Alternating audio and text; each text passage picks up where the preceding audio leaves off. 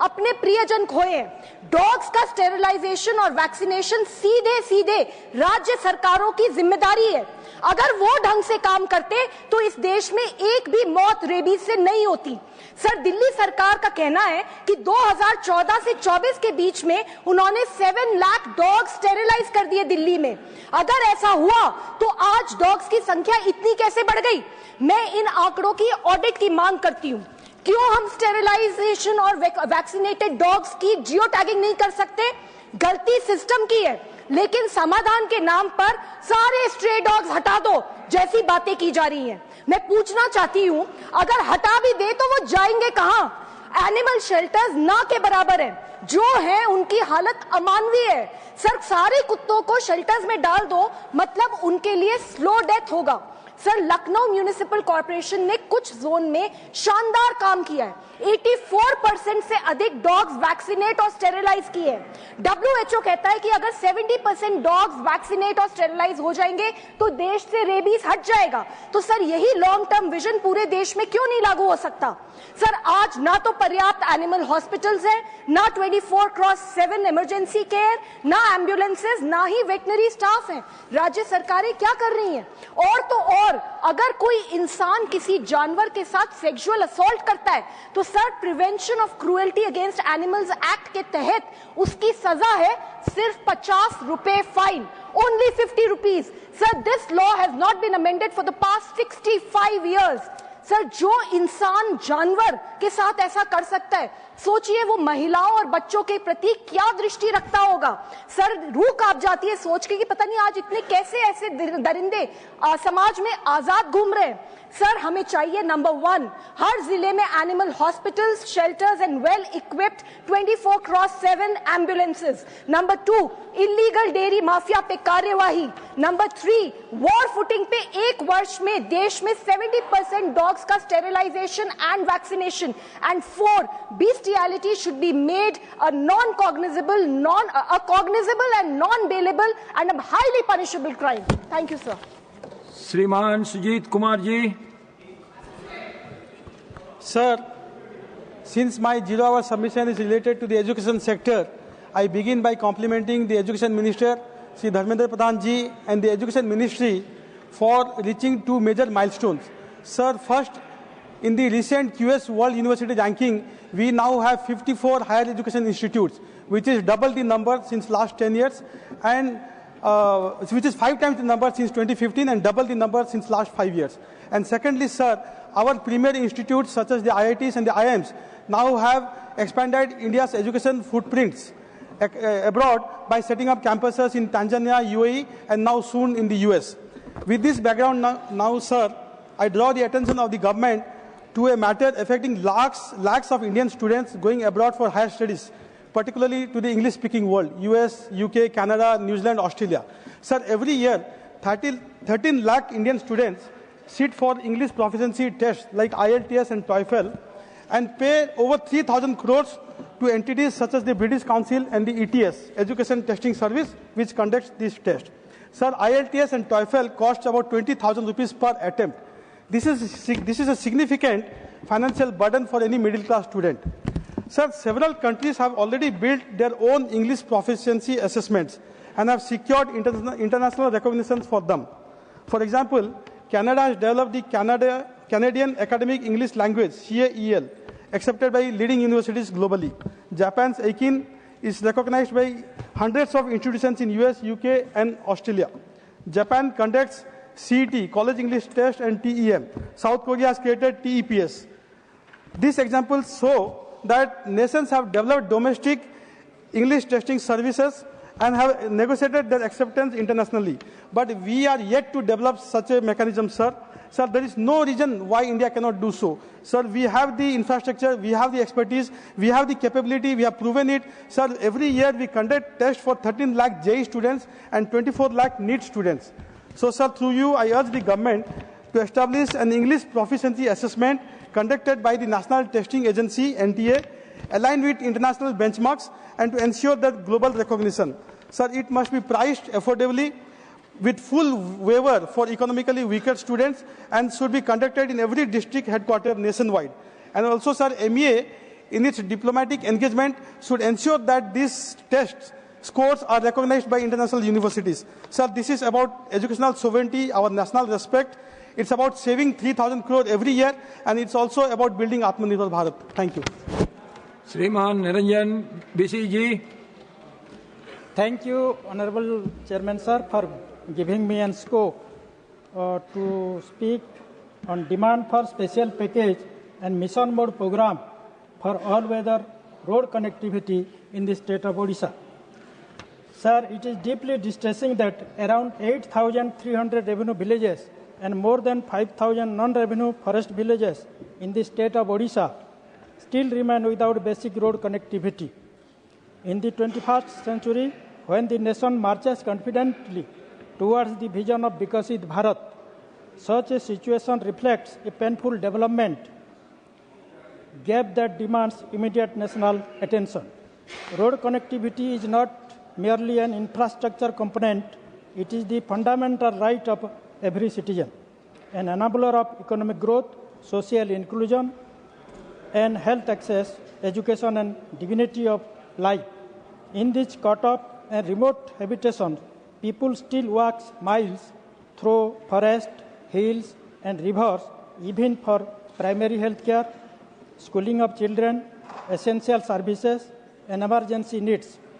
The absence of road has severely hampered livelihood opportunity, market access, and mobility of tribal and rural communities. Sir, these villages, rich in natural resources and cultural heritage, remain disconnected from mainstream development solely due to lack of dependable road communication. I therefore urge upon the Union Government to take up this matter on a priority basis to formulate a special package and mission mode program for providing all-weather road connectivity to the zero connectivity villages of Odisha at the earliest, ensuring justice, dignity, and development for my Odisha state, sir. Thank you, sir. Srimati Rekha Sharma ji. Thank you, Chairman, sir. Sir, I wish to raise the urgent need of upgrading Tau Devilal Stadium at Panchkula, which today stands as key venue in North India's sports journey. Sir, Haryana में जो population है देश की केवल 2% है, फिर भी जो मेडल हैं ओलंपिक्स, एशियन गेम और कॉमनवेल्थ में 40% जो मेडल है वो हरियाणा लेकर आता है। और इसके बावजूद सर वहाँ स्पोर्ट्स साइंस और injury rehabilitation, bio machines assessment, synthetic track और इंडोर एरिना, एथलेटिक एकोमोडेशन जैसी चीज़ों की कमी है sir. Tau Devilal Stadium has already hosted Khelo India Youth Games, proving its potential, but the current infrastructure does not match the requirements of modern competitive sports. India spends crores every year on sending athletes abroad for training, physiotherapy and recovery. These same facilities can be developed here at a fraction of the cost. Upgrading the stadium with a sports science, medicine center, indoor high-performance arena, hydrotherapy and cryo-recovery units, and residential athlete hostels can transform it into North India's leading Olympic preparation hub, supporting training, rehabilitation, and long-term development. Therefore, I urge the centre government to provide a special assistance package to convert the Tau Devilal Stadium into a world-class high-performance sports hub, directly contributing to India's goal to becoming top-performing nation in global sports. Thank you, sir. Dr. Sikandar Kumar ji. धन्यवाद sir. माननीय सभापति जी, मैं सदन के माध्यम से एक अत्यंत महत्वपूर्ण विषय मोबाइल फ़ोन का उपयोग और युवा मानसिक स्वास्थ्य पर सदन का ध्यान आकर्षित करना चाहता हूं। आज विश्व में तकनीक का विकास अभूतपूर्व है। यह हमारे जीवन के हर क्षेत्र में क्रांति ला रहा है। शिक्षा, स्वास्थ्य, संचार, और रोजगार के अवसरों में तकनीक ने सकारात्मक प्रभाव डाला है। जैसे राष्ट्रीय शिक्षा नीति, न्यू एजुकेशन पॉलिसी और डिजिटल शिक्षा प्रोत्साहन कार्यक्रमों के माध्यम से हमारी युवा पीढ़ी तकनीकी और वैश्विक कौशल सीख रही है। वहीं डिजिटल इंडिया और स्किल इंडिया मिशन ने युवाओं को डिजिटल साक्षरता और कौशल विकास की नई दिशा दी है। परंतु इसी तकनीकी युग में हमें एक गंभीर चुनौती का सामना भी करना पड़ रहा है, और वह है मोबाइल फ़ोन एडिक्शन और युवा मानसिक स्वास्थ्य का संकट। बच्चे और युवा मोबाइल और स्क्रीन के अत्यधिक उपयोग से चिंता, अवसाद, अकेलापन, ध्यान की कमी और सामाजिक दूरी जैसी समस्याओं का सामना कर रहे हैं। छोटे बच्चों के विकास जैसे भाषा, कौशल और सामाजिक बातचीत में कमी और आंखों की सेहत व नींद जैसे शारीरिक प्रभाव भी देखने को मिल रहे हैं। यह समस्या केवल मनोरंजन का प्रश्न नहीं है, बल्कि यह हमारे युवाओं की बेहतर जीवन गुणवत्ता और भविष्य की प्रतिबद्धता से जुड़ा हुआ है। माननीय सभापति जी, मैं आपके माध्यम से भारत सरकार से विनम्र अनुरोध करता हूं कि स्कूलों में मानसिक स्वास्थ्य और डिजिटल साक्षरता को अनिवार्य शिक्षण विषय के रूप में शामिल किया जाए, ताकि युवा समझें कि तकनीक और स्क्रीन का संतुलित तथा स्वास्थ्य उपयोग कैसे किया जाए। स्क्रीन टाइम नियंत्रण और पारिवारिक जागरूकता कार्यक्रम चलाए जाएं। इससे छोटे बच्चों से लेकर युवाओं तक यह समझ सकें कि तकनीक का संतुलित उपयोग उनकी उत्पादकता, रिश्तों और स्वास्थ्य के लिए कितना महत्वपूर्ण है। मनोमानसिक स्वास्थ्य सहायता केंद्रों का विस्तार इस प्रकार हो कि हर जिले में डिजिटल स्वास्थ्य, साइकोलॉजी और काउंसलिंग सेवाएं उपलब्ध हो सकें, ताकि युवा समय रहते सहारा और मदद पा सकें। हमारे युवा तकनीक का संतुलित और सुरक्षित उपयोग सीखेंगे। हमारा लक्ष्य तकनीक का विकास भी और जीवन में संतुलन का प्रकाश भी। इसी अपेक्षा के साथ मैं अपनी बात समाप्त करता हूं। धन्यवाद। श्रीमती रेणुका चौधरी जी। Sir, thank you very much for giving me this opportunity to speak. I draw the attention of the House to expedite the development of the... Not my job, their job. Sir, the project report was first done in 2016 and it received clearance and recommendations. After that, the Telangana government has repeatedly approached the centre to expedite this. The cost overrun should also be kept in mind. In 2024, 950 acres at Palvancha was further identified, and we requested the Airport Authority of India to conduct a pre-feasibility study, which was completed in 2025. A year has passed. Nothing has happened on the ground. The proposed regions, sir, the industrial, economic and social development. Kottagudem has many industrial hubs and establishments such as SCL, KTPS, NMDC, and approximately about 23,000 people are employed in this very region. This would improve the connectivity for business, facilitate tourism for the Bhadrachalam temple, which is the only one of its kind in the whole of South, and enhance the border security. Improved air connectivity would also enhance and ease travel for residents of the industrially and culturally significant region. Given the strategic importance of the project supporting industrial growth, enhancing regional connectivity, boosting tourism, serving border security considerations, the development of this airport cannot be delayed any further. The Telangana government has further submitted detailed inputs, including site location. We had earlier given them some land, sir, which then for subsequent, I don't know for what reasons, they said that was not adequate. So we have given the second time also. The land has been identified and asked for scrutiny.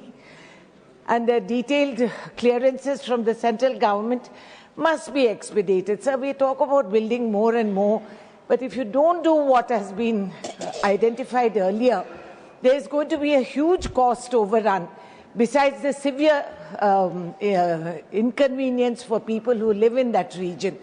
Also, since they talk so much about Bhagwan Ram, sir, Bhadrachalam temple is one of the oldest, far older than the Ayodhya new temple.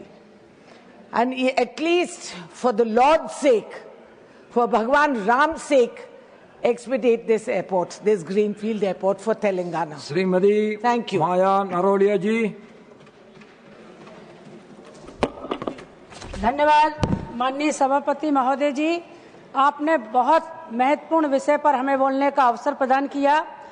मैं इस सम्मानित सदन का ध्यान राष्ट्रीय राजमार्ग 46 पर स्थित इटारसी नर्मदापुरम रेलवे ओवरब्रिज की अत्यंत जर्जर एवं असुरक्षित स्थिति की ओर आकर्षित करना चाहती हूं, जो जन सुरक्षा और प्रशासनिक जवाबदेही को लेकर गंभीर चिंता का विषय है। माननीय जी, हाल ही में किए गए निरीक्षण के दौरान यह पाया गया कि ओवरब्रिज के बड़े हिस्से बुरी तरह क्षतिग्रस्त हो चुके हैं। साइड वॉल पर गहरी दरारें दिखाई दी, कंक्रीट परत दर परत झड़ रही है और पूरी संरचना में खतरनाक स्तर की अस्थिरता स्पष्ट रूप से सामने आई।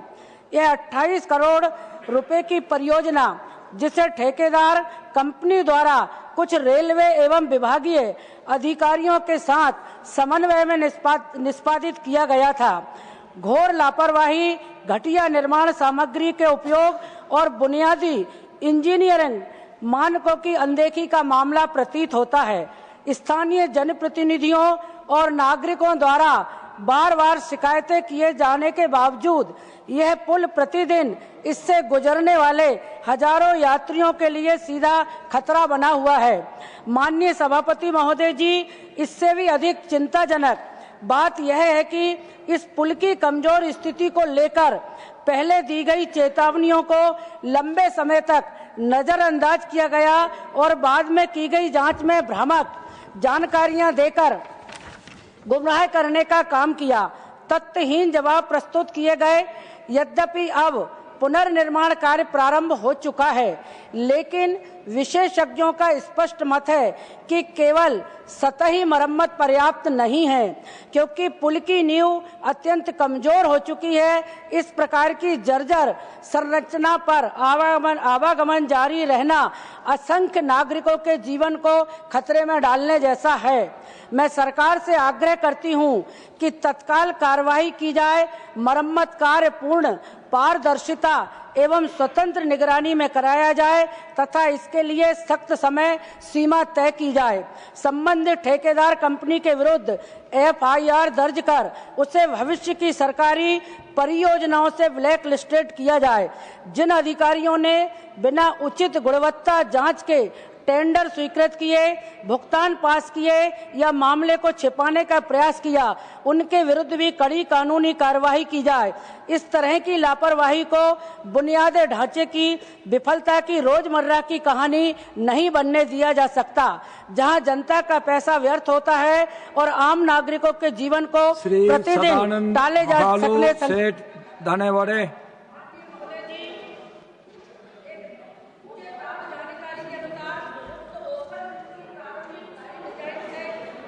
Sir, Chairman Sir, I wish to draw the attention of this August House to an important matter concerning railway connectivity between Goa and Kerala. The Vande Bharat Express, train number 20645 and 20646, currently runs only between Madgaon and Mangaluru. Many passengers who need to travel further to Kozhikode, Kerala, a major commercial city in Kerala, are facing difficulty as they must depend on alternate connection and change trains. These often result in long waiting hours and non-availability of tickets, causing hardship to frequent travelers, especially senior citizens and tourists. The present Vande Bharat service between Madgaon and Mangaluru is functioning very well, but it does not meet the growing demand of passengers who need to continue their journey to Kerala.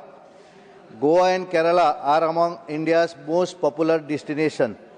Many international tourists plan their itinerary covering both the states, and a direct and comfortable connection is essential to support this tourism circuit.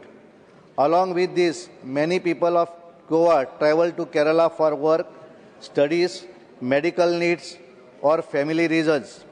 And people from Kerala also come to Goa in large numbers.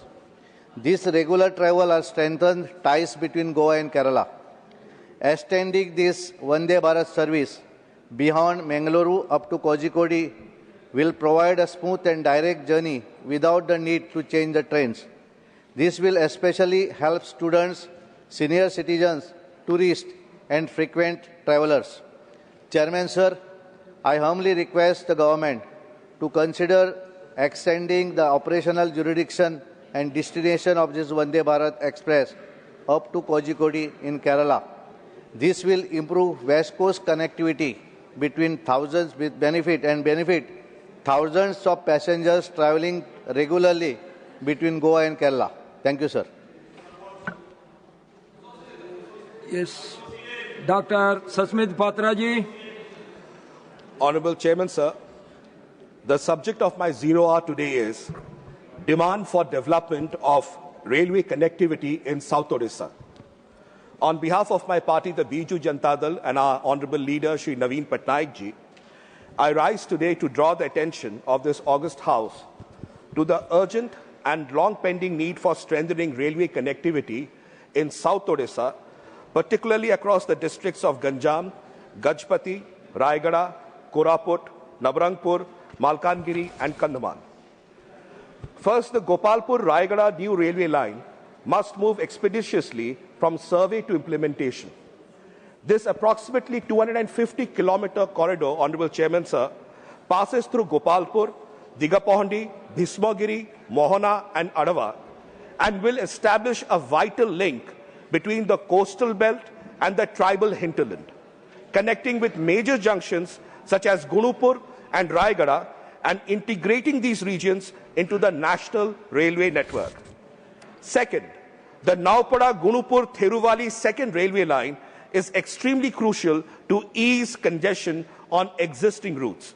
Passengers traveling towards Paralakhemundi, Gunupur, and Koraput continue to face overcrowding and capacity constraints, and this second line will significantly enhance their comfort and operational efficiency.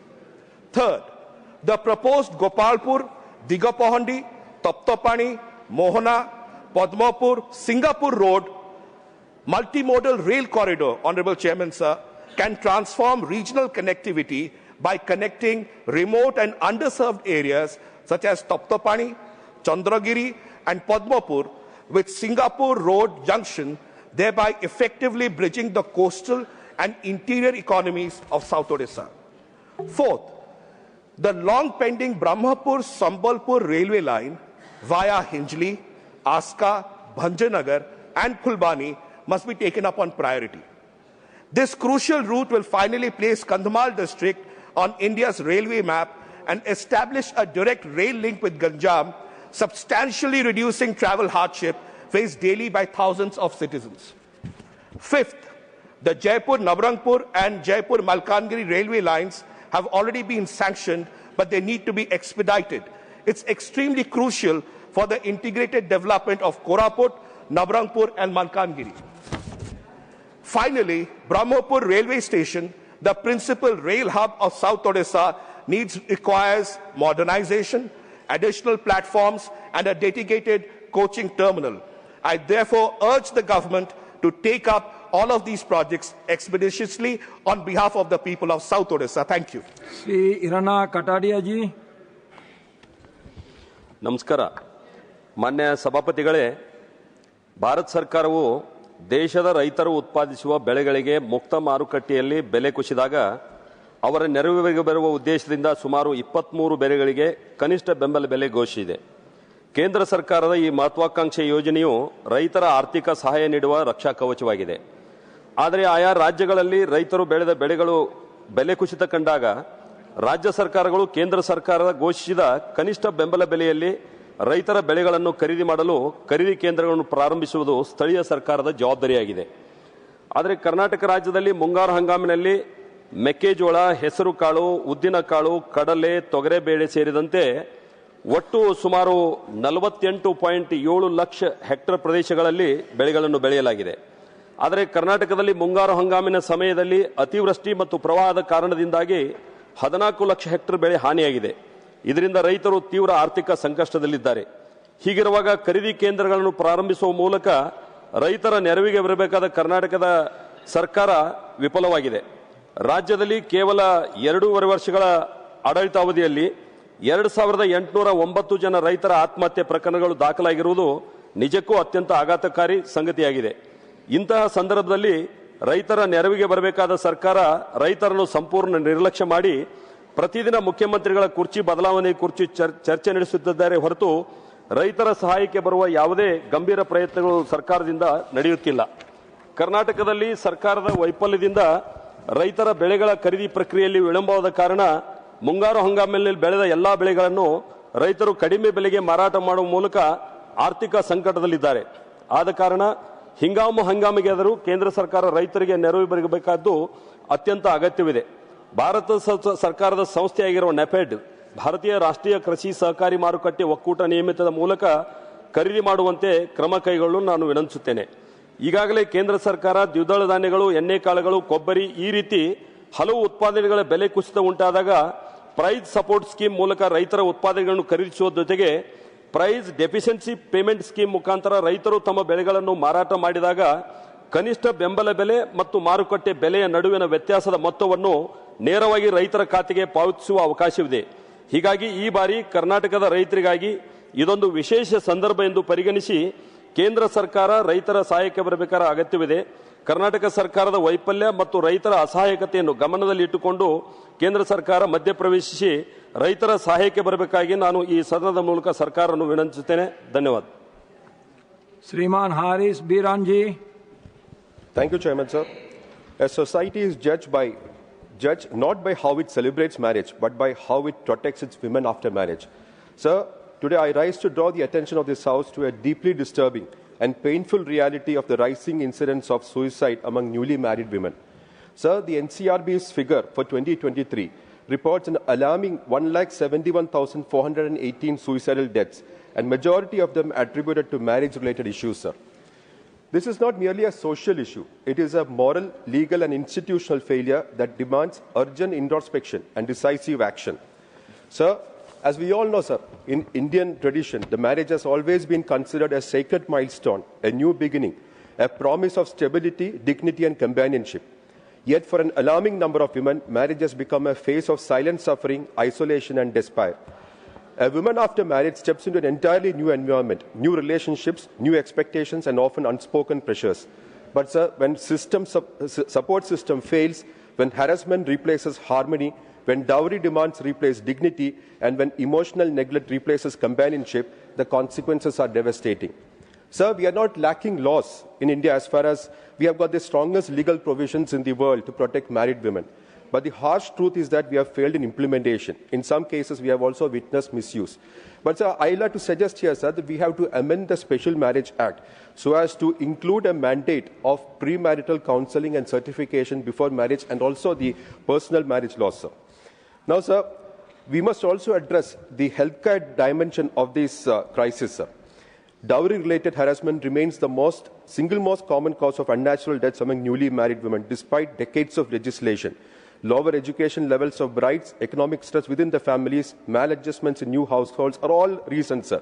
But, sir, convictions remain low, investigations slow, and preventive mechanisms are weak, sir. Now, sir, what we have to do is that, sir, therefore, mental and physical health, which has to be imparted, cannot be ignored, sir. Hormonal changes during menstruation, pregnancy, and lactation significantly affect the emotional well-being.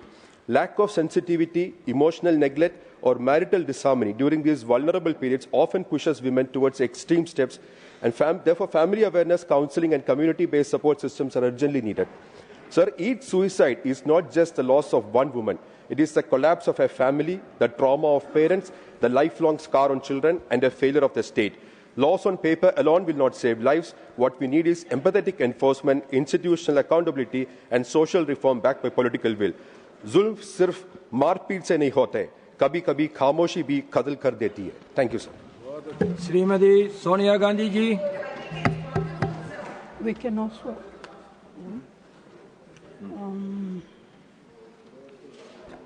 Honorable Chairman, sir, thank you for giving me the opportunity to take up an important issue.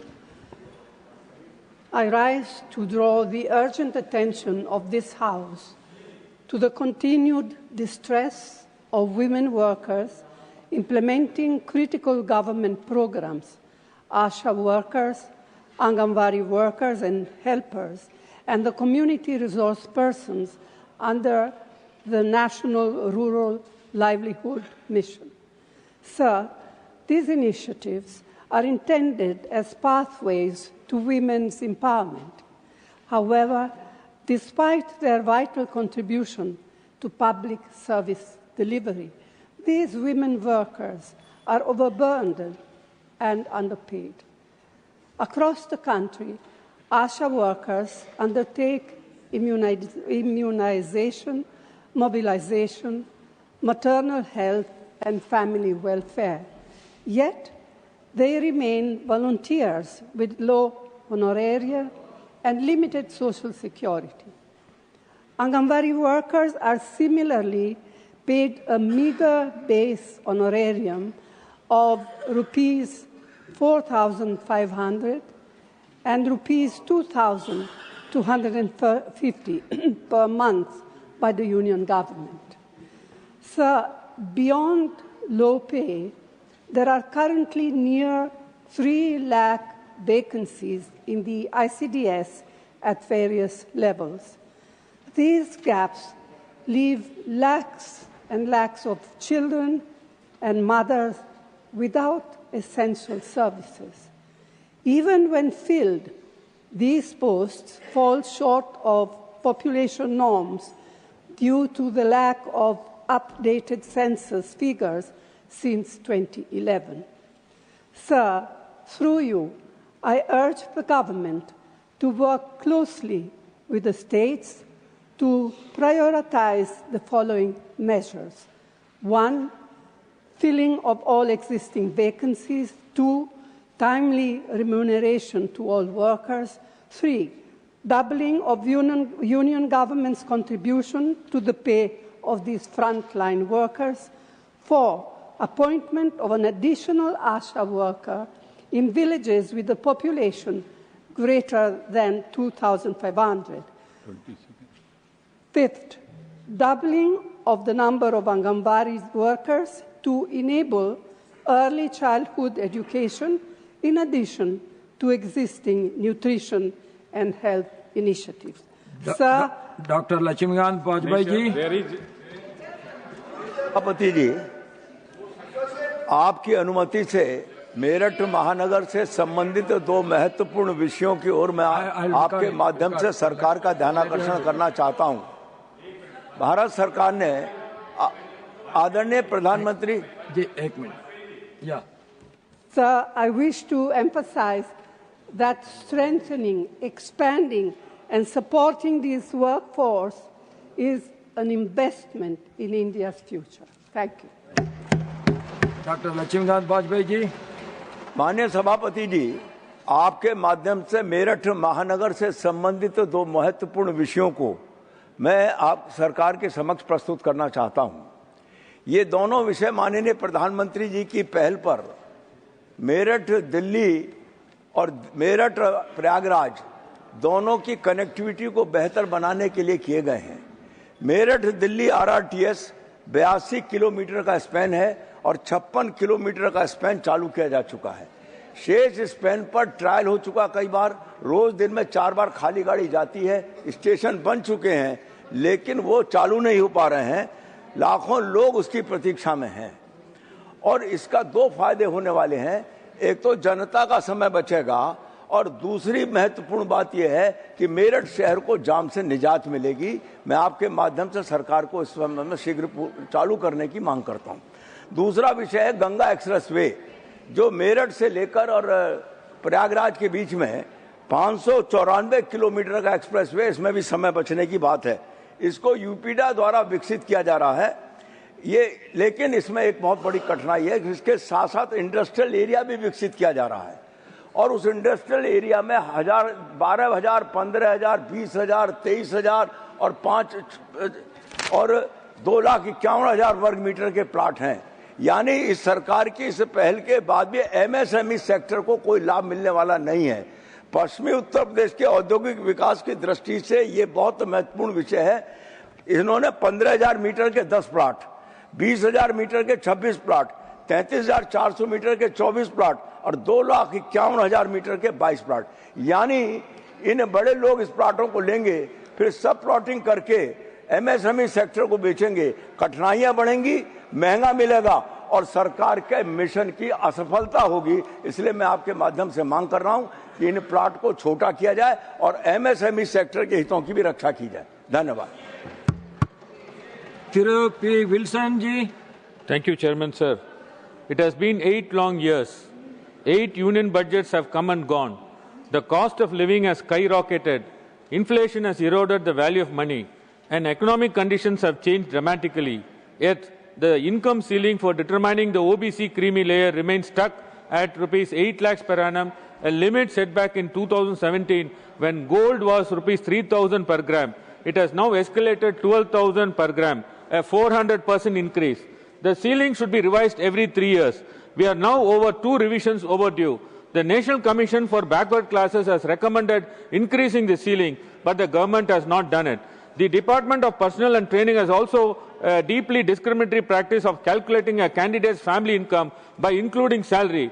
This illegality is followed in the public sector undertaking and educational institutions, and it is also done by the UPSC. Such practices contradict 1993 Office Memorandum, which clearly states that the salary and agriculture income should be excluded from the creamy layer computation. This causes severe hardships for the candidates trying to avail themselves of reservation and appointment made through UPSC exams and in educational institutions. The OBC Parliamentary Committee, in its 2019 report on the rationalization of creamy layer, condemned this practice and urged the government to stop it immediately. However, no action has been taken. Now, let us consider the alarming situation caused by this illegality. Due to the ceiling, about 80% of OBC professor positions remain vacant in central universities.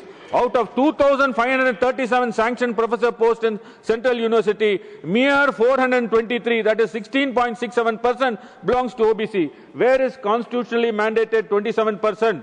According to the RTA responses received from 21 IITs and 13 IIMs, only 21 IITs, about 11.2% of the faculty belongs to OBC category, 6% are from the scheduled caste, and mere 1.6% are from ST. In the 13 IIMs, the figures are even more dismal. Just 9.6% of the faculty are OBC, 5% are SC, and only 1% are ST. In at least 2 IITs and 3 IIMs, the general category holds about 90% of the faculty position. In 8 IITs and 7 IIMs, over 80% of the faculty are from the general category. What is this? An IIM, an exclusive club? The impact of the ceiling on the staffing pattern of the union government is stark. Current Group A officers comprise only 18.07 OBC representation.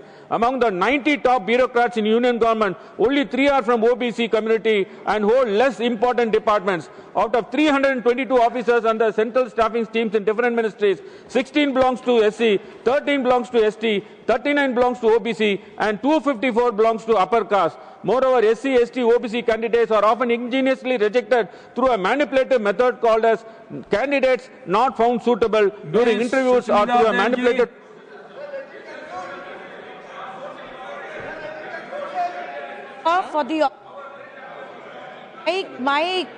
Thank you, sir, for the opportunity to let me speak on an important demand of the area of Barak Valley of Assam. Way back in October 2020, sir, the government of India had assured the state of Assam 2 multimodal logistic parks. The work for one has started in Bongaigaon, but till today the multimodal logistic park promised in Silchar, Barak Valley, the work has not started. To the best of my information, in April 2021, the DPR was ready. A feasibility report has also been made, but on the ground, no action has been taken by the government of India or the state of Assam. Sir, in the region of Barak Valley, there are 3 districts and the population is around 45 lakhs. We don't have a single industry. and the only heavy industry, the Hindustan Paper Corporation, which is to function in Barak Valley, was shut down after the Modi government came to power, which increased the rate of unemployment in 3 districts. The Prime Minister himself had promised that there will be industrialization in this area, but this was not done. Question number 166, Sri Santosh Kumar P. Question number 166, sir. Honorable Minister. सभापति महोदय, उत्तर सभा पटल पर रख दिया है. First supplementary, Sri Santosh Kumar P. Thank you, sir. Sir, it is estimated that there is 28% leakage in PDFs, an annual loss of around 20 million tons of rice and wheat, loss of around 69,106 crores of rupees. So in this circumstance, whether the government is aware that the state of Kerala, being a consumer state, providing ration at concessional rate to even non-priority sections of population, will the union government be pleased to increase the tide-over quantity of food grains, considering the demands? Honorable Minister. माननीय सभापति महोदय, मैं आपके माध्यम से माननीय सदस्यों को बताना चाहती हूँ, प्रधानमंत्री गरीब कल्याण अन्न योजना के तहत 50% शहरी क्षेत्रों में और ग्रामीण क्षेत्र में 75% जनसंख्या को कवर करते हैं. माननीय प्रधानमंत्री श्री नरेंद्र मोदी जी के नेतृत्व में हमारी सरकार ने 80.56 करोड़ बेनिफिशियरी को मुफ्त में राशन देती है. यह विश्व का सबसे बड़ा फूड सिक्योरिटी प्रोग्राम है, जो पूरे यूरोप की जनसंख्या से भी ज्यादा है. सरकार देश के गरीबों के पोषण क्षमता का ध्यान रखती है. राज्य सरकार की यह जिम्मेदारी है कि वह यह सुनिश्चित करे कि खाद्यान्न लाभार्थी तक पहुंचे और टीपीडीएस नियंत्रण आदेश के तहत प्रत्येक राज्य में राज्य, जिला, तहसील और फेयर प्राइस शॉप लेवल पर विजिलेंस कमेटी है. Second supplementary, Sri Santosh Kumar P. Sir, it is so unfortunate that we are not getting any proper answer. So, I'm very sorry to state this. You please take your second supplementary, please. Sir, in the answer, data of Chandigarh and Puducherry is missing. So I hope you must have noticed that. Now, sir, it is estimated that there are 40 lakh ghost cards in the state of Orissa, which was recently revealed by a survey. Now, I would like to ask the minister, so you believe in the exercise of SIR, which we have many reservations. So after the SIR exercise in Bihar, 65 lakh of voter citizens were deleted from the list. So are you going to reduce the food grains quota quantity of Bihar in the wake of these developments? Honorable Minister. Of all, question is related to the list of fair price shop in the country as on 30th 2025. That is the question. However, in the entire Bihar के बारे में 55,000 shop है. So my question is very specific. Are you going to reduce the number? You have to listen to reply also. No? See, sir, question is, basically it is not related to the main question. That is the first thing. It is related to fair price shop and its viability. The improve the accuracy of beneficiary identification, DSTD has cross-matched the PMJK beneficiary data with Aadhaar. उसमें जो disease है, जो मर चुके हैं उनका income tax और motor vehicle, GST, director database whoever is filing the income tax, these are all the details which we have supplied to the states. Ultimately, including the state of Kerala, Tamil Nadu, all other states, it is decided by the state government which beneficiaries to be included and which beneficiaries are not to be included. Only central government decide 50%, as already mentioned by MOS, 50% in urban area, 75% in rural area. Remaining eligibility criteria is fixed by them, but on the basis of the eKYC, and because we have digitized almost 100% fair price shop digitalized, and beneficiaries also almost 98.9% digitized, ration card 99% digitized. Because of that, we are able to provide all the data to the state government. Ultimately, whether deletion or addition, that is the state responsibility. However, after supplying all these things, 100% digitization of ration card and 99% of Aadhaar seeding of the ration cards and 99.8% of the fair price of automation, 98.9% Aadhaar authentication, almost these issues have been brought out and it is being given to the state government. Because of that, more than nearly about 2 crore states have deleted. So if the state wants to clean the system, they can clean it. It is up to the state government, including Kerala. There are issues regarding this. श्रीमान मयंक कुमार नायक जी। धन्यवाद chairman sir. माननीय प्रधानमंत्री आदरणीय नरेंद्र मोदी जी सबका साथ, सबका विकास, सबका प्रयास और सबका विश्वास के मूल मंत्र पे काम कर रहे हैं। देश में 80 करोड़ से ज़्यादा लोगों को भोजन के लिए मुफ्त राशन देने का काम कर रही है सरकार, और वो फेयर प्राइस शॉप के माध्यम से लाभार्थियों को मिलता है। मेरा प्रश्न माननीय मंत्री जी से ये है कि इन फेयर प्राइस शॉप्स के जो ओनर्स है उनको जो मानद वेतन दिया जाता है, गुजरात में ये मानद वेतन कितना दिया जाता है और उसमें कुछ बढ़ोतरी हुई है क्या, ये बताने की कृपा करें। Thank you. Honourable minister. माननीय सभापति महोदय, माननीय सदस्य द्वारा बहुत महत्वपूर्ण प्रश्न पूछा गया है। फेयर प्राइस शॉप की आय बढ़ाने के लिए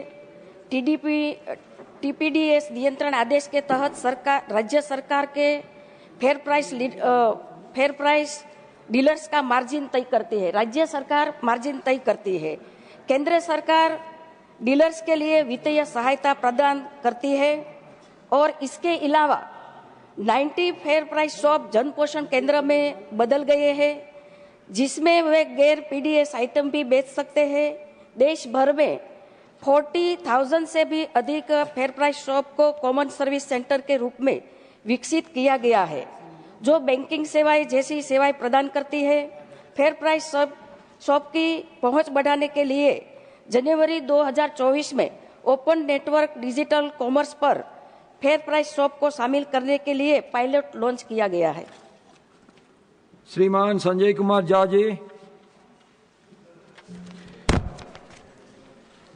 माननीय सभापति महोदय, डिसेंट्रलाइज्ड प्रोक्योरमेंट के अंतर्गत खरीफ मार्केटिंग सीजन 2025-26 में बिहार का धान खरीद का लक्ष्य घटा करके 36.85 लाख मीट्रिक टन कर दिया गया, जबकि 15/12/2025 तक राज्य में धान की खरीद 3.87 लाख मीट्रिक टन हो चुकी है, जो पिछले वर्ष की सामान्य अवधि से अधिक है। 45 लाख मीट्रिक टन करने पर विचार कर रही है।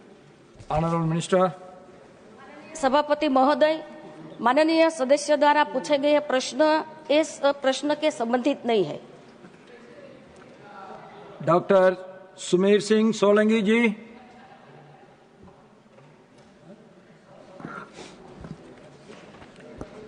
धन्यवाद माननीय सभापति महोदय। नर्मदे हर।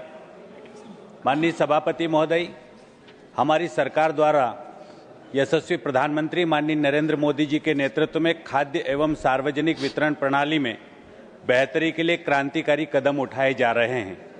माननीय सभापति महोदय, आपके माध्यम से मैं माननीय मंत्री जी से यह जानना चाहता हूं कि क्या केंद्र सरकार की समीक्षा के बाद राशन कार्ड के आधार सीडिंग और ई-KYC में सुधार हुआ है और कितनी प्रगति हुई है, ये मैं जानना चाहता हूं माननीय मंत्री जी से। कौन सा सवाल है ये? माननीय सभापति महोदय, आपके माध्यम से माननीय सदस्य द्वारा पूछा गया प्रश्नों के उत्तर में बताना चाहती हूं कि केंद्र सरकार की समीक्षा और राज्य और केंद्र शासित प्रदेशों के साथ नियमित फॉलोअप के बाद आधार सीडिंग और ई-KYC में महत्वपूर्ण प्रगति हुई है। देश भर में 99.9% राशन कार्ड आधार से जुड़ चुके हैं। 99.2% लाभार्थी भी आधार से जुड़ चुके हैं। मई 2023 में शुरू किया गया देश भर में ई-KYC ड्राइव अब तक 85.6% पूरा हो चुका है। लाभार्थी अब देश में किसी भी राज्य और केंद्र शासित प्रदेश में और किसी भी फेयर प्राइस शॉप से ई-KYC पूरा कर सकते हैं।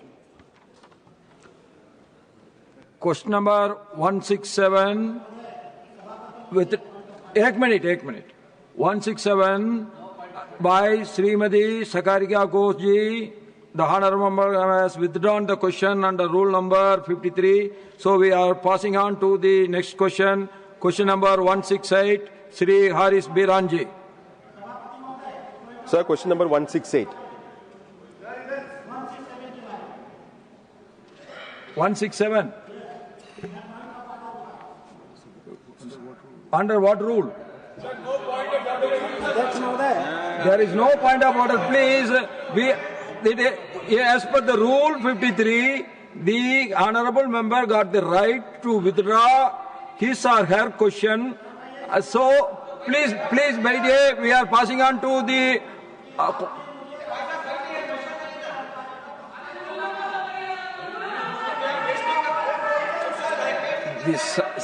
The question is withdrawn, so we have to pass on to the other question. Question number 168, Sri Haris Biranji. Sir, question number. Why you by there? Please, up by there. What is this? No, honourable member, please don't disturb those. Agarwal ji, please by there. Please by there. Yes, please, but you understood me. I already asked her to sit. Please, you take your seat. Please, you take your seat. Please, you take your seat. Question number 168, Sri Haris Biranji. Sir, question number 168. Honourable Minister.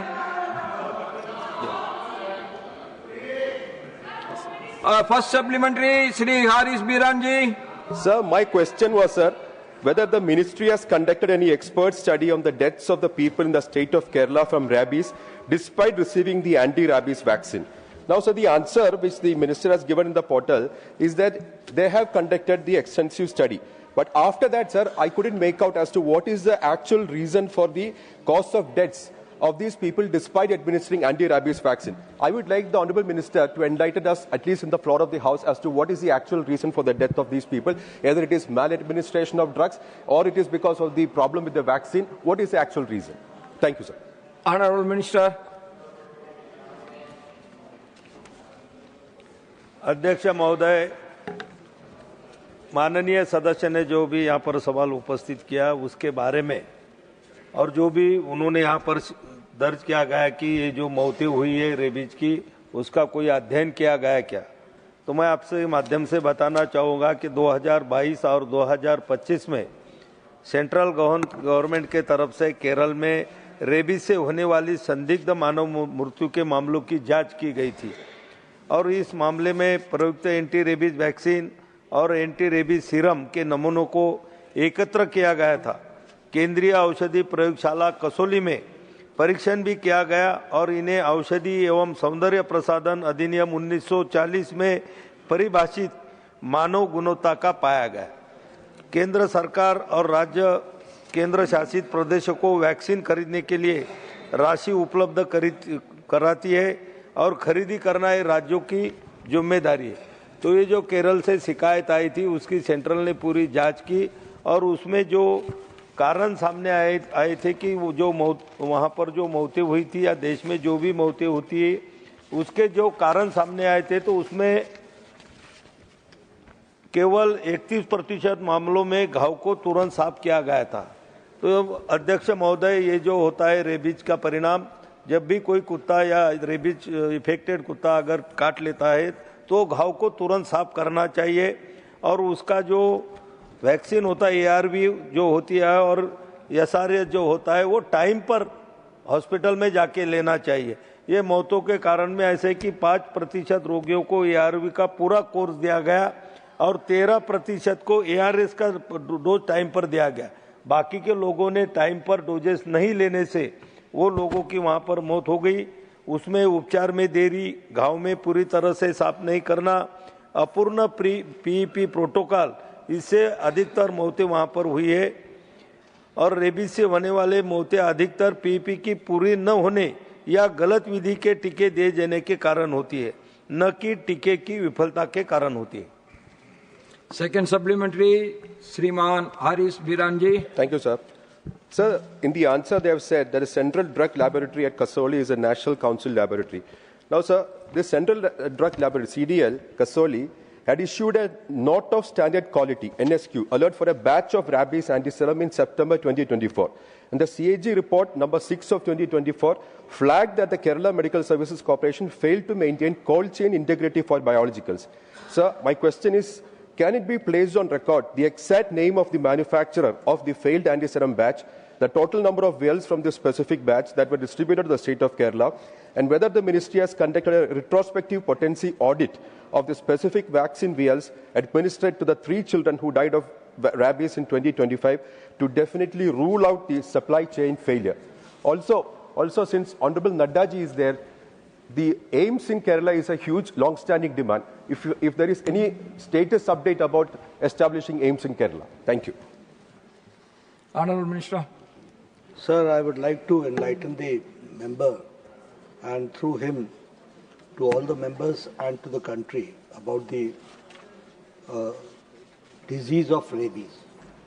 First of all, we have to understand that this is a very fatal disease and we have to take a dog bite very seriously, because once the virus, because it's a viral disease, and once the virus enters into the nerves, then there is no remedy for it and it is fatal. So what we have to understand is that dog bite has to be taken very seriously, and what is needed is timely washing of the wound and timely treatment. If the timely treatment is given, then it is the vaccine or the serum is very effective. So what is important is that, and the dosage should be complete. The question which you had asked was about in Kerala, when we sent the central team, the record says that we investigated 21 cases. The records of one case was not available, so we had 20 cases. 15 cases did not have vaccination or had incomplete vaccination. So this was the cause of the death. 3 died before completing the vaccination because of the fatal exposure. वो दांत इतना गहरा चला जाता है कि उसकी washing ठीक से न होने के कारण वो फेटल हो जाता है. One started the vaccination after onset of the symptoms. And as I said, when the symptoms are there, frankly speaking, death is fatal, death is confirmed. So what we have to do is, we have to start the dosage in time, and proper washing is very important as far as the dog bite is concerned. Then rabies death in 2025, when we sent for the second team for investigation, 15 cases were listed. 14 cases did not have vaccination or had incomplete vaccination. 1 completed vaccination died due to the fatal exposure. Again, the same thing happened. Batches of vaccines used on both occasions were tested by the Central Drug Laboratory. All were found to be standard quality. So the drug is not the issue.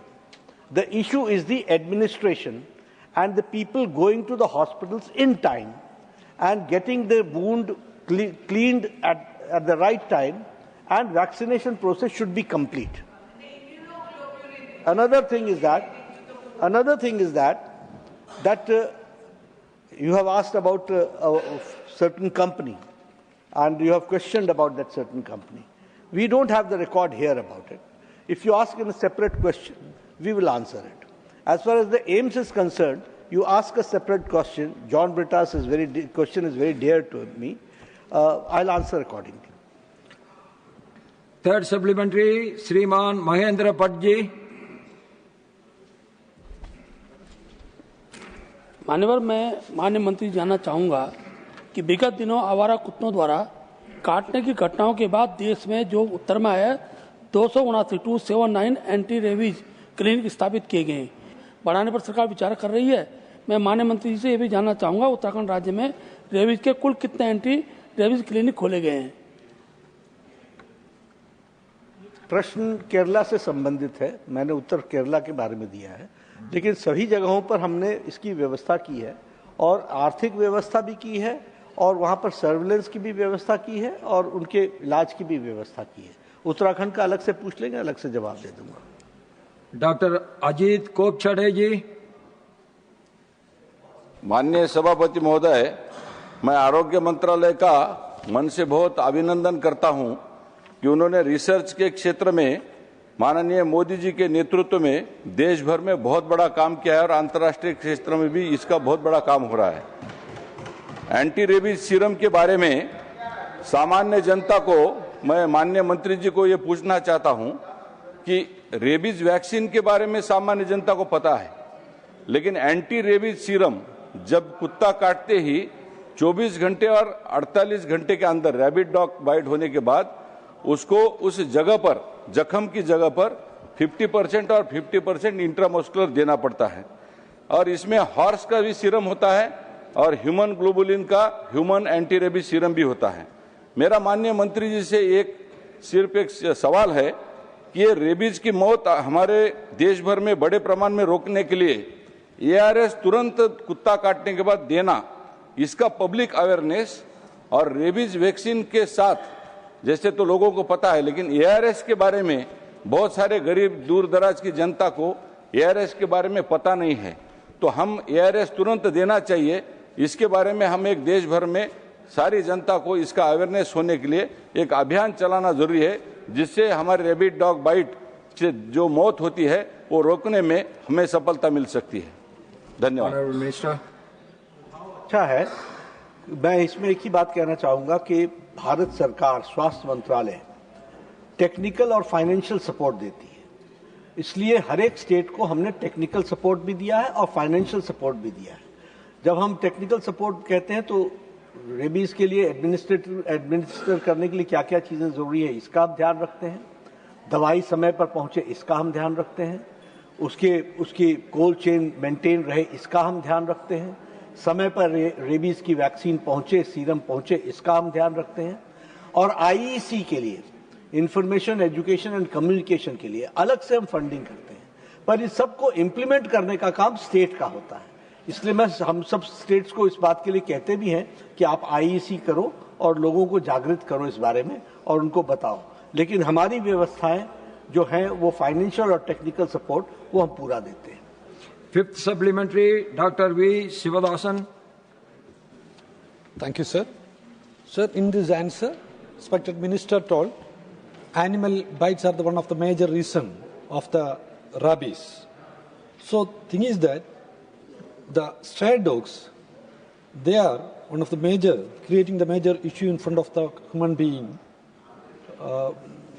That is threatening the life of the human being because of they are spreading the rabies in many areas. So we have a lot of experience we are staying in nearby presidential estate, but there also this road is creating a lot of problems. So my thing is that, my question is that, government have any plan to control these stray dogs and other animals, those who are spreading these rabies? So this is my question. I am expecting a clear answer from the Minister.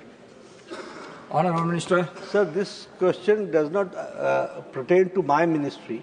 It is to be seen by the urban local bodies about the stray dogs, and they have to answer about it. But as far as the dog bite is concerned, because our role comes only when a dog bite takes place. So cure part is with us, and I have discussed and deliberated and in detail I have talked about the cure part. Thank you. Question number 169, Sri Gola Babu Rao Garu. 9%. Supplementary, Ms. Dolasen. Thank you, Chairman, sir.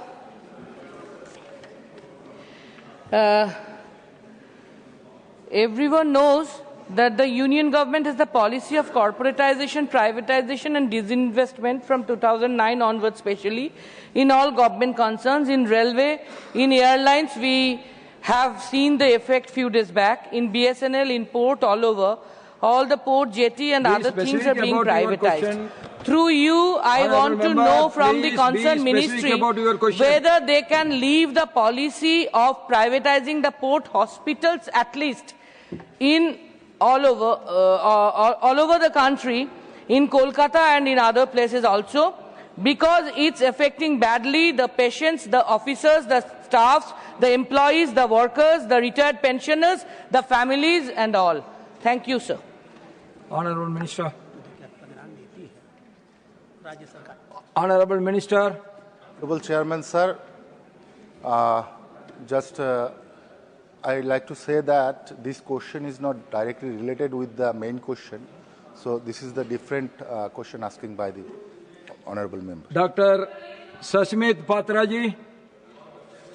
I have a specific question for the Honourable Minister. It's good that they have sanctioned about 6 crores for the purpose of the stadium at the Indian Maritime University in Visakhapatnam. I come from the state of Odisha, which is a neighbouring state. We have 3 major ports, Paradip, Dhamra and Gopalpur. So would the Honourable Minister, though it's not directly related, if you'd like to take the question, would the Honourable Minister consider the strategic importance of ports in Odisha and think about having a similar institute of maritime on the coast of Odisha in Paradip, which happens to be the largest cargo handling port presently for the country? Thank you. Honourable Minister. Respected Chairman, sir. And as you know that Honourable Prime Minister in the last 11 years has given a lot of emphasis for the promotion of sports in the country. And that is why 2 flagship schemes, Khelo India, Fit India, all these particular programs now is on the ground, and people of the country wholeheartedly accepted it for the better health and fitness, and also the overall growth of the nation. Because if you have good health, then you could extend your service to the society, to the nation. Health is wealth, and I believe that is why for the holistic healthcare system, Honourable Prime Minister is always advocating and promoting through the concerned ministries. That is why under his direction he has also give us this special encouragement that from the Ministry of Port, Shipping, Waterways, we should also develop the infrastructure facility in all the campuses that you have under Maritime University. So that is the reason why we have already adopted this particular scheme in the campus of the Indian Maritime University at Visakhapatnam. As you have said that this kind of requests have come from the different coastal states. I do appreciate, because we want this sports to grow faster, and because of the Honourable Prime Minister's vision and corrective policy and initiative in the last 11 years, there are so many exemplary success stories created in the field of sports, either from the Olympic podium or any others global podiums. Our sportsmen are performing significantly well, and that is why now everywhere, particularly in the villages, in the towns, everywhere, hills, valleys, everywhere, people are adopting sports just to live a life of happiness and fitness. And I believe whatever you have raised the question, definitely I will ask Indian Maritime University to make a survey on it. Dr. Fauziya Khanji. Thank you, Chairman, sir. So the Honourable Minister has outlined the present stage of work and the expected date of completion. However, the compliance audit report of the CAG number 3 of 2020 contains specific observations on project management and contract execution issues in the Visakhapatnam campus of this IMU, and the CAG report number 16 of 2021 notes gaps in physical verification of fixed assets at the IMU Chennai campus. These repeated audit flags across campuses point to systemic weaknesses in monitoring capital works. In light of this, sir, what policy level mechanism has the ministry instituted to ensure enforceable timelines, stronger project supervision, and timely completion of infrastructural works across the IMU campuses, including the Visakhapatnam Indoor Stadium? Honourable Minister. Respected Chairman, Sir, to prioritize the timely completion of student use infrastructure, a project monitoring group is constituted which conduct periodic review meetings and joint site inspection to closely monitor project progress. Additionally, IMO officers and CPWD engineers hold regular coordination meetings to ensure adherence to approved schedule and timely completion of work. Thank you, sir. Question number 170, Srimati Ramila Ben Pecherboy Bara ji. Sir मेरा question number 170. Honourable Minister. सभापति जी उत्तर सभा पटल पे रखा है. First supplementary, Srimati Ramila Ben Pecher Boy Bara ji. मान्य सभापति जी, मोदी सरकार गरीब महिलाओं के लिए समर्पित है. सुरक्षित मातृत्व के लिए उन्होंने ठोस कदम उठाए हैं और सुरक्षित मातृत्व के लिए 2016 से प्रधानमंत्री सुरक्षित मातृत्व योजना अमल में रखी है और उसके तहत प्रसव पूर्व जो देखभाल प्राप्त करने वाली गर्भवती महिलाओं की संख्या में देख रही थी तो 9,72,00,000 से अधिक महिलाओं ने लाभ लिया. मैं धन्यवाद देती हूँ और आपके माध्यम से माननीय मंत्री को पूछना चाहती हूँ कि जो महिलाएं अपने परिवार के साथ सीजनल कामकाज के लिए स्थलांतर करती हैं, पलायन करती हैं और रोजगार के लिए कई महिलाएं शहरों में जाती हैं, ऐसी महिलाओं को प्रसव पूर्व देखभाल के लिए कोई प्रयोजन है और कैसे उनकी देखभाल किया जाता है वो मैं जानना चाहती हूँ. Honourable Minister. सभापति जी, माननीय सदस्य ने बिल्कुल ठीक कहा है कि महिलाओं के बेहतर स्वास्थ्य के लिए और खासतौर से सुरक्षित मातृत्व को सुनिश्चित करने के लिए प्रधानमंत्री नरेंद्र मोदी जी के नेतृत्व वाली एनडीए सरकार संकल्पित है और महिलाओं के बेहतर स्वास्थ्य के लिए हम reproductive, maternal, child adolescent health पर न्यूट्रिशन, ये एक स्ट्रैटेजी इसका पालन करते हैं जिसके तहत एक कॉन्टिन्यूम ऑफ केयर प्रोवाइड किया जाता है और हमारी एक नहीं बहुत सारी योजनाएं हैं जिसके तहत एक बेहतर योजना हमारी प्रधानमंत्री सुरक्षित मातृत्व अभियान है. इस योजना के तहत हमारी कोशिश है कि हर महीने की एक फिक्स्ड डेट पर जो हर महीने की 9 तारीख होती है उस दिन जो हमारी गर्भवती महिलाएं होती हैं उनको एक स्पेशलिस्ट डॉक्टर के माध्यम से एंटीनेटल चेकअप की सुविधा उपलब्ध कराई जाती है, क्योंकि ये जो पूरा कार्यक्रम है प्रधानमंत्री सुरक्षित मातृत्व अभियान का, ये इसी सोच के तहत लाया गया है कि किसी भी गर्भवती महिला को यदि उसको प्रेगनेंसी के दौरान एक बार एक स्पेशलिस्ट डॉक्टर का द्वारा चेकअप की सुविधा हो जाती है तो किसी भी तरीके के पोटेंशियल कॉम्प्लिकेशंस को बचाया जा सकता है। और ये सुविधा एनएचएम के तहत सभी राज्यों में संचालित है। इसके तहत आज देश भर में 23,000 से अधिक पब्लिक हेल्थ फैसिलिटीज हैं, जिसमें डिस्ट्रिक्ट हॉस्पिटल, सब डिस्ट्रिक्ट हॉस्पिटल और यहाँ तक कि सीएचसी और पीएचसी ये सभी शामिल हैं। और इसमें हमने सरकारी डॉक्टर्स के साथ साथ जो प्राइवेट डॉक्टर्स हैं उनको भी रजिस्टर किया हुआ है, तो 8,990 से ज्यादा डॉक्टर्स इसके लिए अपनी सेवाएं उपलब्ध करा रहे हैं। जो स्पेसिफिक क्वेश्चन हमारे माननीय सांसद जी ने पूछा है कि जो महिलाएं कामकाजी हैं या माइग्रेट करके कहीं भी दूसरी जगह जा सकती हैं, तो उनके लिए भी ये किसी भी जो सरकारी हमारी फैसिलिटी है उस पर इस सुविधा का वो हर महीने की एक फिक्स तारीख को इसका लाभ उठा सकती हैं। और कई ऐसे राज्य हैं जो 9th ऑफ एवरी मंथ के अलावा अन्य डेट पर यानी एक दिन से ज्यादा भी इन सुविधाओं को उपलब्ध कराते हैं। और इसके साथ ही जो हाई रिस्क प्रेगनेंसीज होती हैं हम उनको डिजिटली ट्रैक करते हैं। आरसीएच पोर्टल पे हम हर गर्भवती महिला को ट्रैक करते हैं और हमारी कोशिश होती है कि जो गांव में आशाएं हैं वो कोई भी ऐसी महिला छूटने ना पाए जिसको एंटीनेटल चेकअप की सुविधा एक स्पेशलिस्ट डॉक्टर के द्वारा सुनिश्चित की जानी है। Second supplementary Shrimati Sharmila Ben बैचर भाई बाराजी। धन्यवाद सभापति जी। मेरा दूसरा सवाल है माननीय मंत्री से, दुर्गम और पहाड़ी इलाकों में जो आदिवासी महिलाओं रहती है उनको उनकी कैसे सेवाएं प्राप्त होती है वो मैं जानना चाहती हूँ।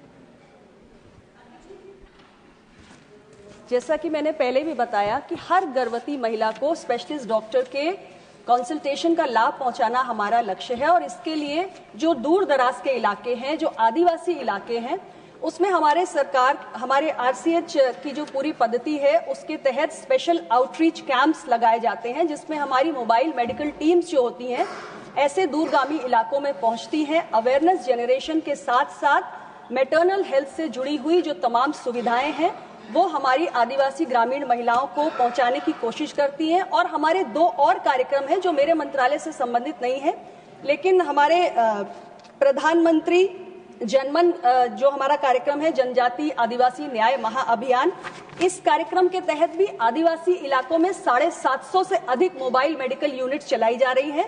और इसी प्रकार एक और हमारा कार्यक्रम है धरती आबा जनजातीय ग्राम उत्कर्ष अभियान। इसके तहत 154 स्पेशल हमारी जो एमएमयूज है, मोबाइल मेडिकल यूनिट्स हैं, जो आदिवासी इलाकों में खास तौर से जा रही हैं। एक भी आदिवासी महिला, एक भी ग्रामीण महिला, एक भी गर्भवती महिला छूटने ना पाए, इसके लिए हमारी मोबाइल हेल्थ टीम स्वयं महिलाओं तक जाती है और उनके जागरूक करने के साथ साथ जितनी भी हमारी गर्भवती महिलाओं के लिए मैटरनल हेल्थ की योजनाएं हैं उनका लाभ उन तक पहुंचाने का काम करती हैं। थर्ड सप्लीमेंट्री श्रीमती रंजन जी। धन्यवाद अध्यक्ष जी।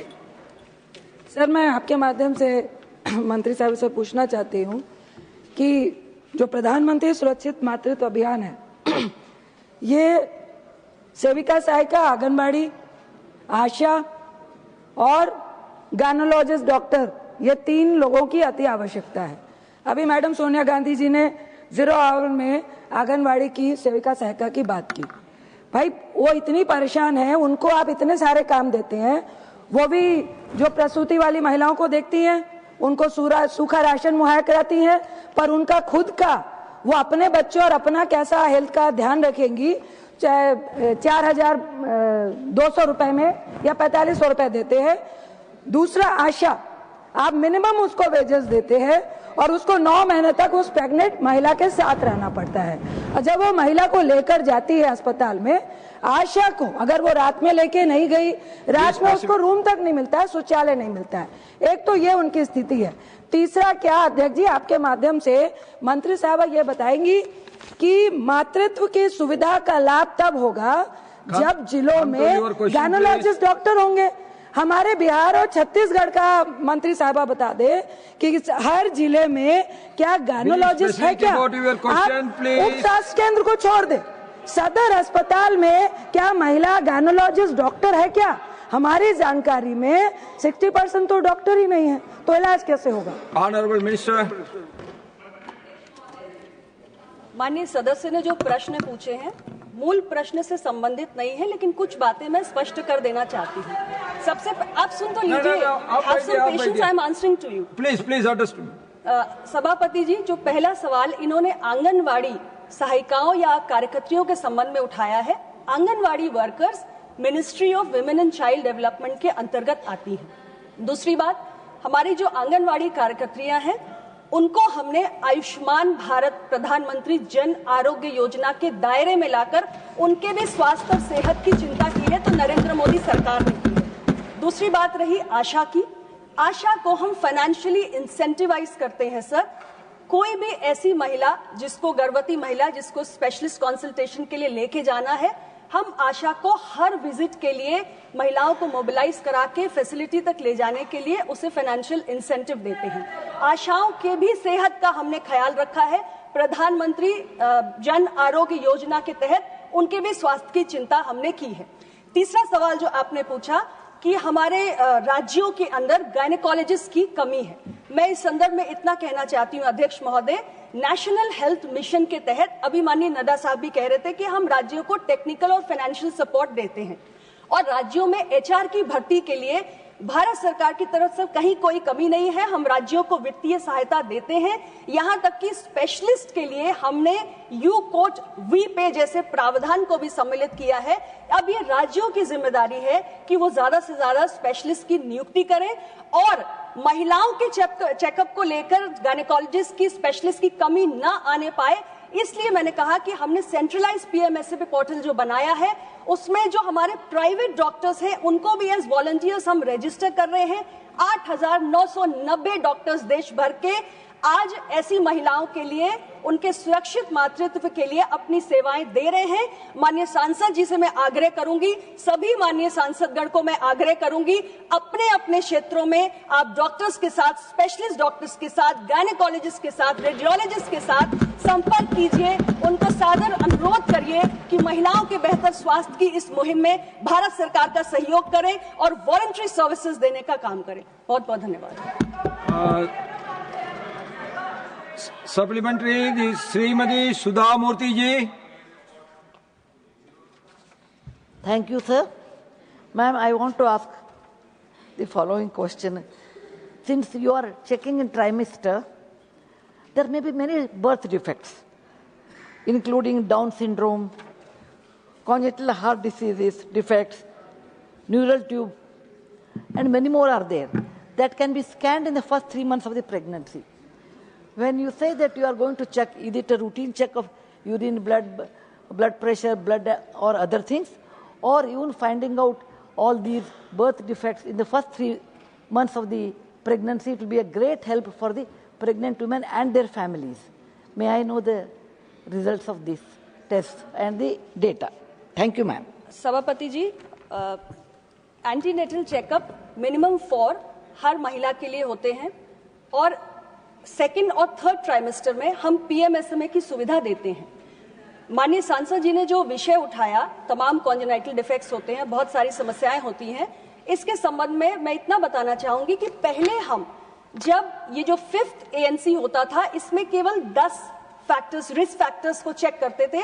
हमने उस 10 का दायरा बढ़ा के 25 फैक्टर्स तक ले जाने का काम किया है और इस 25 फैक्टर्स में बहुत सारे ऐसे जो डिजीजेस और डिफेक्ट्स होते हैं उनकी जांच हो जाती है स्पेशलिस्ट के द्वारा और उसके आधार पर ही अगर कोई हाई रिस्क प्रेगनेंसी आइडेंटिफाई होती है तो उस हाई रिस्क प्रेगनेंसी को हम तुरंत अपने डेटाबेस पर, अपने पीएमएसएमए पोर्टल पर रजिस्टर करते हैं और उसके बाद हम आशा को एसोसिएट करते हैं, हम नेम बेस्ड उसकी ट्रैकिंग करते हैं, 45 डेज तक करते हैं till a safe delivery is achieved और यहां तक कि जो एक हमारे एफआरयूज होते हैं उससे हम उस हाई रिस्क प्रेगनेंसी को लिंकअप भी करते हैं। तो जो विषय आपने उठाया है वो 25 फैक्टर्स की स्क्रीनिंग के जरिए एड्रेस किया जाता है। 5th सप्लीमेंट्री श्रीमान ये रहीम जी।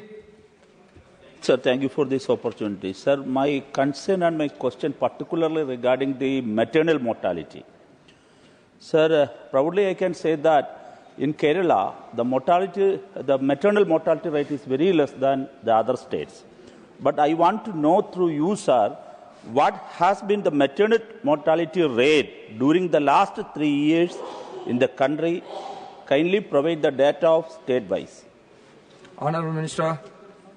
Sir, maternal mortality rate का decline India की one of the success stories में से है. I have great pride in saying that with the number of initiatives that this government has taken, starting from Janani Suraksha Yojana to Janani Shishu Suraksha Karyakram, Lakshya, National Nutrition Mission, PMSMA, Extended PMSMA, all these initiatives, because we provide a continuum of care. So the impact of these interventions has been that today, India's rate of decline of MMR has surpassed the global rate of decline. While our rate of decline is 86%, that of the global decline is only 48%. And sir, the sample registration system 2021-23 says that maternal mortality in India has come down from 130 per lakh live births to 88 per lakh live births. And sir, I have a long list of all the states with me. If you allow, it will take so much of time, but I can read out the MMR figures for each and every state of India. All I want to say is we have done very well. Our efforts are continuing, and we will make sure that we reach our SDG targets. I will give it to you, sir. I can read out. You can provide to him. I can give it to him, sir. Question number 171, Sri Rita Pratap Banerjee ji. Question number 171. Honorable Minister. The House, sir. First supplementary, Sriman Rita Pratap Banerjee. Thank you, sir. Sir, through you, I want to know from the Honourable Minister that if the Minister can provide us with the state-wise details of all pending procurement-related dues from the centre to the states for KMS 2023-24 and 2024-25, and whether the accumulating arrears are deliberately being used as leverage to restrict procurement targets for surplus-producing states. Honourable Minister. The dues are concerned, there are two types of, one is DCP and another one is non-DCP. So as far as dues are concerned, as of now, I can supply the details to him, but as far as West Bengal is concerned in particularly, जहाँ तक आज के दिन में जानकारी है, there are no dues, all the dues have been cleared. Second supplementary, Sri Rita Pratap Banerjee ji. I will be very happy, sir, if the Honourable Minister supplies me with the details. My second supplementary, sir, whether the government is aware that there is a 207% increase in storage losses of wheat and rice in FCI depots between 2024 and 25 and 2025-26 till October 2025. Will the Honourable Minister explain why a country like India, as the world's largest producer of these two staples, still lacks adequate scientific storage capacity? Sir, as far as the storage loss is concerned, storage and even transit loss, it has considerably come down, especially because of the technology-driven activities in the overall system, Depot Darpan, Anna Darpan, all such things, whatever the technology with the development of the portal, I can see wherever there is a storage, by sitting here in Delhi, what is happening in some of the remote state where we have stored. So there is absolutely no issue as far as my memory goes, because this question relates to the different aspect.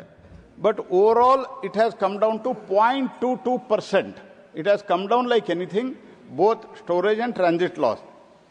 As far as the due is concerned, I would like to add one more thing. Some of the states, including West Bengal, but recently, after our repeated reminder, they have improved on that. We are giving free of cost 5 kg grains, whether it is rice or wheat, 5 kg to each state, each person in the targeted, whatever the we target from the poor people, poor household, we are giving 5 kg. As far as some of the states, West Bengal, Karnataka, they don't want to put on receipt Pradhan Mantri Garib Kalyan Anna Yojana receipt, they don't want to give. Even Tamil Nadu also. So this is not good, sir. Because why we insist for that? Ultimately, when the receipt is given, it is shown as 00. And it is also said that this is free of cost borne by the central government. So that we can track it, whether it is given really free of cost or not. So these things, they are not maintaining. In that cases only, some of the dues are pending with some state, but in spite of that, we will remind them, once they implemented, we are immediately releasing the money, sir. As far as money is concerned, there is absolutely no issue. And procurement is done through FCI as far as CP state, means decentralized states. Whereas decentralized states, there also, as soon as that is distributed, we are paying it.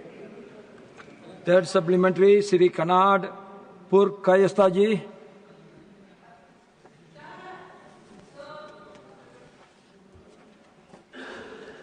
Thank you, Chairman, sir. I want to know from Honorable Minister that what is the existing policy of food grains procurement and what is the scheme of decentralized procurement of food grains? Thank you, sir. Honorable Minister. Sir, as far as procurement is concerned, the principle of procurement of food grain has broad objectives ensuring the availability of the food grains to the weaker section, and the central government extend the price support to paddy, chorus grain, wheat through the Food Corporation of India and state agencies. The procurement policy is open-ended. All the food grain conforming to the prescribed specification, that is fair average quality norms offered for the sale specified in the centers, are brought by the public procurement agencies. The procurements have option to sell their produce to FCI and the state agencies at the support prices in open market at the advantageous to them. And also, sir, the scheme of decentralized procurement of food grains was introduced by the government in 97-98 with a view of enhancing the efficiency of the procurement and PDS and encouraging the local procurement to the maximum extent by the extending the benefit to the MSP to the local farmers as well as to save the transit cost. And second thing is, whenever we decide how much quantity we have to purchase from each state, what is sowing is done, what is the expected production, we are expecting the production. After consultation with the state government, quantity is also decided. Srimati Sulala Devji. Thank you chairman sir.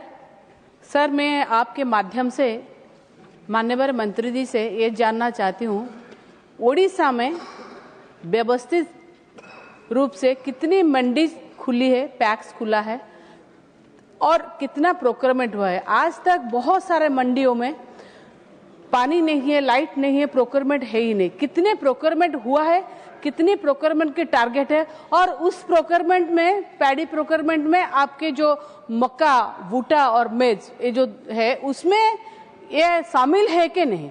Thank you so much sir. Honourable minister. Sir, creation of the infrastructure is the responsibility of the every state government. Exactly how many mandis are working in the state government, that is that I will send the details to honorable members, sir. But as far as undertaking the specified procurement operation on behalf of the government, commission is paid to the either societies or cooperatives or the Artiyas. Procurement process such as supervision, procurement activities, proper display of MSP, FAQ norms, arrangement of basic amenities like drinking water, toilets, cleaning and winnowing of the farmer produce by installation of required equipment including dryage facility. That is calibrated digital weighing machine, thread for the stitching of the filled bag. These are all the responsibility where actually it is brought in the mandi, the agents or the societies which have been appointed or recognized by the state government, it is their responsibility to do it, and central government, Food Corporation in India regularly monitors this. But in spite of that, if she has specific complaint, let her write it to me. I will definitely very positively look at it. The estimate of procurement of paddy are finalized by the Government of India after the consultation with respective state governments. Dr. Vikramjit Singh Saini ji. Ask the Honourable Minister कि पंजाब में अभी दो दिक्कतें बहुत आ रही हैं. अभी this morning we have 20 million ton of old stocks, paddy का, wheat का. तो लास्ट नवंबर में भी ये प्रॉब्लम आई थी, क्योंकि जब हम इवैक्यूएट नहीं करेंगे तो प्रोक्योरमेंट पे बाधा आती है. तो उसके लिए आपका क्या स्पेशल स्टेप्स ले रहे हैं? और जूट बैग्स की भी